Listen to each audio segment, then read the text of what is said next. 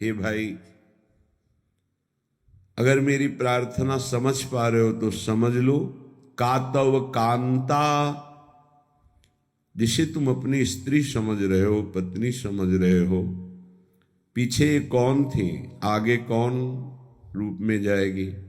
वर्तमान में वो जीव स्त्री शरीर प्रारब्ध के अनुसार प्राप्त करके तुम्हारे कर्म के भोग के लिए उपस्थित है। वो अब उसे तुमने अपनी पत्नी मानकर गाढ़ आसक्ति कर ली तो नवीन दुर्गति तैयार हो गई। कौन है वो तुम्हारी, जानते हो?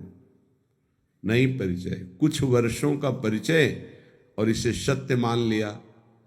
और जहां वो परिवर्तन नाशवान दृश्य जगत का एक दृश्य ये शरीर परिवर्तित हुआ, नाशवान शरीर का परिवर्तन प्रतिपल हो रहा है, तुम समझ नहीं पा रहे, पर समझा तब जाता है जब वो मृत्यु को प्राप्त होने का समय आता है। तब समझ तुम्हारी किसी काम की नहीं रहती। मन पछितई है अवसर बीते। सुत बनितादि जान स्वार्थ रत ना करो नेह सभी थे। स्नेह मत करो, स्नेह प्रभु से करो, प्रभु का भाव रख कर करो।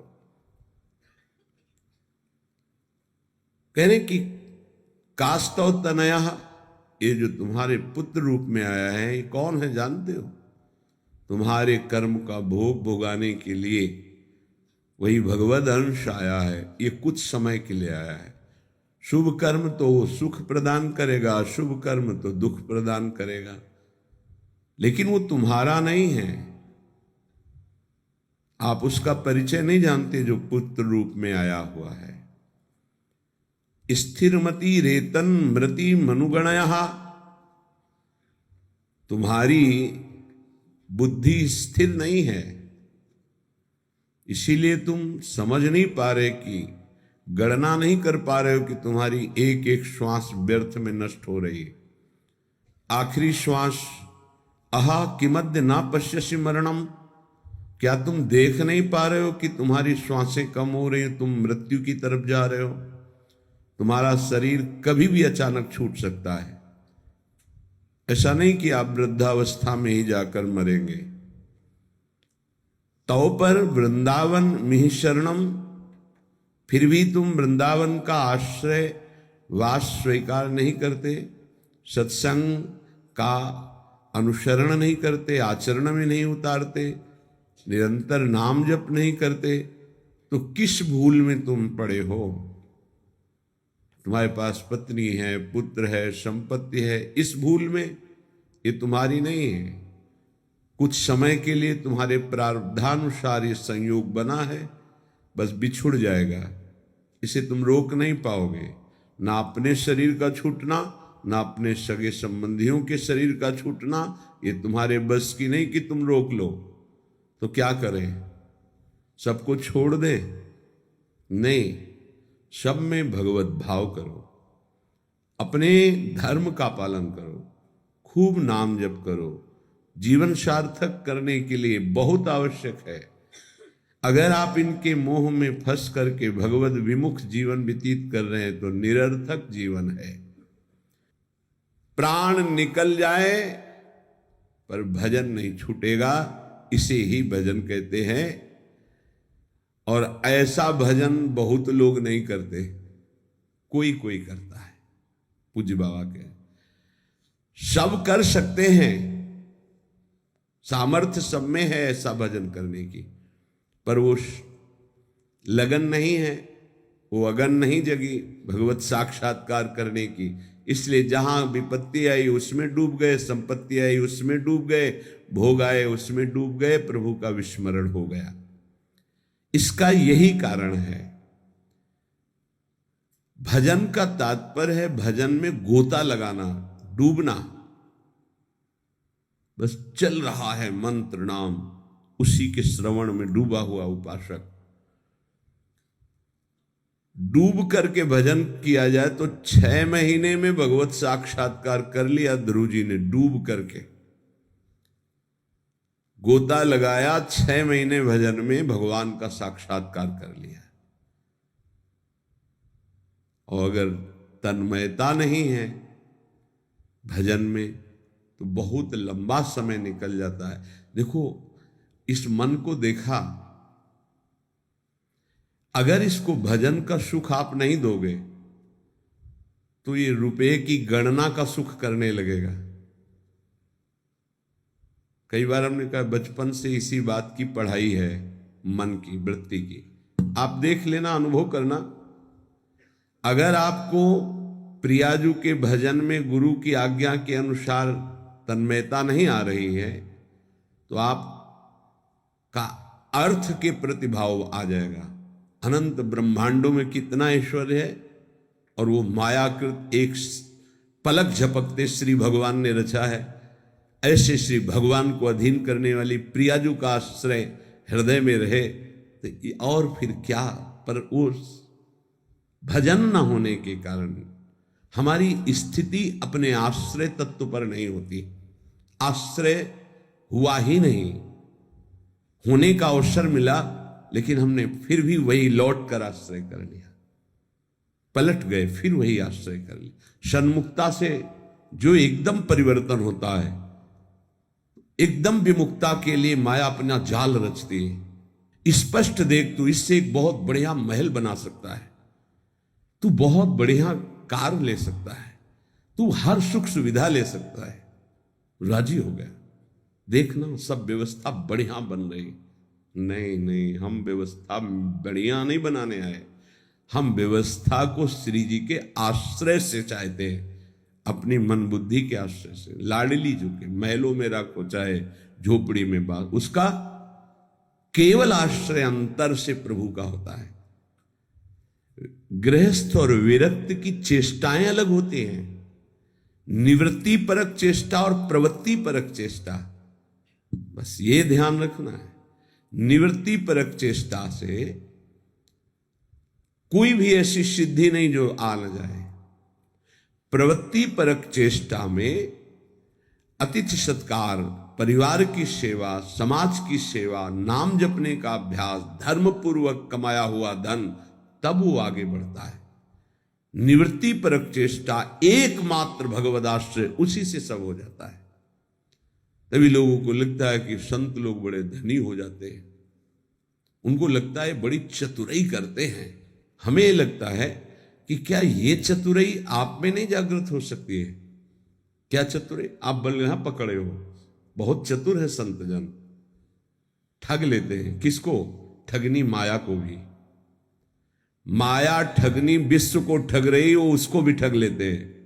वो बड़े चतुर हैं। रामई भजई ते चतुर नर, क्योंकि उस सच्चिदानंद का नाम एकत्रित किए हैं। एक नाम के ब्याज में पूरा त्रिभुवन नहीं है, उसकी बराबरी हम नहीं कह रहे नाम की ब्याज में। एक नाम त्रैलोक ही तारे, जो न ले सो जन्म ही हारे। अभी अपने लोग महिमा नहीं जानते नाम की, सच्ची मानिए। किसी ने कहा कि समस्त संसार को तो हम दुखई में देख रहे हैं, अगर विश्व में कोई सुखी है, वो उपहास के प्रति शब्द थे। अगर विश्व में कोई सुखी है देखा जाता है तो संत जन देखे जाते हैं। उनका तात्पर्य अध्यात्म से नहीं था, उनका तात्पर्य भोगों से, विषय सामग्री से, वैभव से था। अगर तुम्हें ऐसा पता है तो तुम वैसा करके देखो, बहादुर हो। तुम्हारे में चतुराई की कोई कमी है क्या? बड़े चतुर हो। तय बालक नहीं भर्यो शयानप, तू बालक नहीं भर्यो शयानप, काहे कृष्ण भजत नहीं नीके। अरे तू बालक नहीं, बड़ा चतुर है, पर तू ठीक से भजन नहीं किया ना, इसीलिए ऐसा है। क्या चाहिए? त्रिभुवन का सर्वश्रेष्ठ पद 5 वर्ष का बालक प्राप्त कर लिया ध्रुव जी, क्या चाहिए? अखिल लोक चूड़ामणि भगवान के पास क्या कमी है? पर आपको उतना भजन करना पड़ेगा, आपको वैसे समर्पित होना। उस 5 वर्ष के बालक ने मां का प्यार, पिता का प्यार, राज्य सुख, शरीर सुख, सब भयों को त्याग करके इसी मथुरापुरी में आकर भजन किया। इसे मधुपुरी कहते हैं शास्त्र भाषा में। यहीं आकर के भजन किया और यहीं स्वयं सच्चिदानंद भगवान आकर दर्शन दिए और उनकी कामना पूर्ण की, उच्च पद की। गोता लगाना अर्थात उसमें डूबना, अर्थात उसका ऐसा दृढ़ चिंतन कि गुंजायमान केवल मंत्र और नाम हो रहा है। तुमसे सच्ची कहते हैं, ये जीव बड़ा पागल हो गया है माया में, सत्य वस्तु को समझ ही नहीं रहा।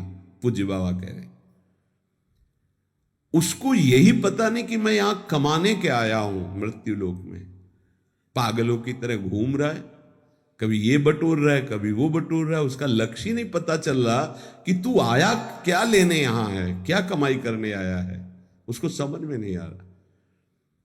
कई बार कहा, ऐसा कमाई और ऐसे देश में कौन रहना पसंद करेगा। किसी भी देश में अगर ऐसी पद्धति हो कि आप यहां आइए, आपको घर, मकान, भोग सामग्री सब मिलेगी, बहुत ध्यान से सुनिए, पर जब आप हमारे देश से जाएंगे तो आपका कपड़ा तक उतरा लिया जाएगा। सब सुविधाएं मिलेगी, जब जाओगे तो कपड़ा तक उतरा लिया जाएगा। अब आप ऐसे देश में रहना पसंद करेंगे? ऐसे देश की कमाई पसंद करेंगे? कोई भी बुद्धिमान नहीं पसंद करेगा। और आप ऐसे ही देश में हैं जिसका नाम मृत्यु लोक है। कपड़ा तो कपड़ा रहा, आपका शरीर भी छीन लिया जाएगा। यहां की, इस देश की कोई भी वस्तु लेकर आप नहीं जा सकते। अब आप विचार कीजिए, आप कितने बड़े बुद्धिमान हैं और क्या कमा रहे हैं। खास बात है, जब आप अपने देश को यहां से जाएंगे, अपना देश है भगवत देश, और आपके पास जाने का किराया भी नहीं रखा जाएगा, आपकी पोशाक उतार ली जाएगी, तो आपका यहां शरीर भी छीन लिया जाता है, शरीर संबंधी छीन लिए जाते हैं, बैंक बैलेंस छीन लिया जाता है, प्रॉपर्टी छीन ली जाती है। अब आपके पास रहा क्या? पूरे जीवन में जो पाप और पुण्य कर्म किए। पुण्य तो कोई बिरला ही कर पाता है, नहीं पाप ही होते हैं। अगर पुण्य हुआ तो उसे बचा नहीं पाता है, वो चार लोगों से कहकर खाली हो जाता है, पुण्य नष्ट हो जाता है। पुण्य, अगर हमने कुछ पुण्य किया और कह दिया अपनी वाणी से, चार लोगों के बीच में अपनी प्रशंसा कर ली, तो तप, पुण्य, साधना ये सब क्षीण होने लगती है। हम वृंदावन गए थे, 100 साधुओं का भोजन कराया, और फिर ऐसा ऐसा ऐसा, और संत जन कह रहे थे कि ऐसा भोजन तो आज तक हमने नहीं पाया भगत जी, आपने जैसा पवाया। ओ, जो कुछ सुकृत बना था मानो करवाया होगा। ऐसी सेवा भगवत कृपा से अवसर मिलता है, पर वो बार बार कहकर अपने सारे सुकृत नष्ट कर देता। इस देश से बचकर निकल पाना और कुछ कमा के ले जाना, ये केवल भगवत कृपा पात्र से ही हो सकता है। बहुत छल भरा ये देश है मृत्यु लोक। जीव पागलों की तरह पूरा जीवन व्यतीत कर रहा है। मुझे यहां किस लिए भेजा गया, क्या लेके जाऊंगा, ये सोच ही नहीं पा रहा है। गोस्वामी जी ने कहा है कि ये जो मन है, ये श्वान की तरह हर जगह पादुका का प्रहार पाता है, पर फिर उसी दरवाजे पे खड़ा हो जाता है। अर्थात निकृष्ट भोगों को भोग कर असंतुष्ट, ग्लानि, दुख, परिणाम में चिंता, भय, शोक, पर फिर वही उन्हीं भोगों को भोगना चाहता है। पागल की तरह भटक रहा है। ये महापुरुष जन जानते हो, दुखी होकर ऐसा बोलते हैं। जो वस्तु तुम्हारे साथ नहीं जानी है, उसके चिंतन में तुम समय बर्बाद कर रहे हो। चिंतन करो प्रभु का, कार्य करो संसार का, तो जीवन यापन के लिए शरीर चेष्टा और वस्तु ले जाने के लिए नाम धन, कितना बढ़िया उपाय है। राधा राधा राधा। विषय अनेक हैं और अनंत हैं, कितना भोगोगे। भोगते भोगते मर गए, फिर जन्म हुआ, फिर भोगते भोगते मर जाएंगे, कुछ आते नहीं लगेगा। बड़ा विचित्र खेल है, बड़ा विचित्र खेल। भगवान की असीम कृपा है, जिनको भोगों से विरक्ति मिल गई है या जबरदस्ती बचे हुए, बिनु अवसर भयते राजोई, चतुर्थ ब्रह्मचारी का लक्षण है ये। बिनु अवसर नहीं मिला, और भयभीत है, इसलिए वो नहीं भोग रहा। तो बिनु अवसर भयते रह जोई, ये चौथे में। उत्तम तो उत्तम के बस असमन माही, सपन हुआन पुरुष जगनाई। अपने प्रीतम प्रभु के सिवा उस स्वप्न में किसी और को नहीं देखता। कितना भोग हो गए, अनंत विषय। कल एक भगत बड़ा मस्त, सब हंस रहे थे लेकिन कोई फर्क उसको नहीं था, गंभीर मुद्रा में बैठा। उसने कहा हमने ठाना है 1.25 घंटा नाम जप करता हूं और बढ़ा दूंगा, सत्संग आपका सुनता हूं, पर 1 लाख सुंदरी स्त्रियां चाहिए मुझे। हमारे तो होश उड़ गए भाई कि ऐसा प्रश्न करता आया, भगवान ने भेजा। पर अपने को सबका आदर और दुलार, मेरी लाडली जो ऐसी हैं, करुणा करुदार, नहीं तो 1 सेकेंड में कि आप कृपया बाहर होइए, यहाँ कोई भगवत चर्चा कीजिए। लेकिन अच्छा पॉइंट ये था कि वो नाम जप करता था और उसके अंदर आशा थी।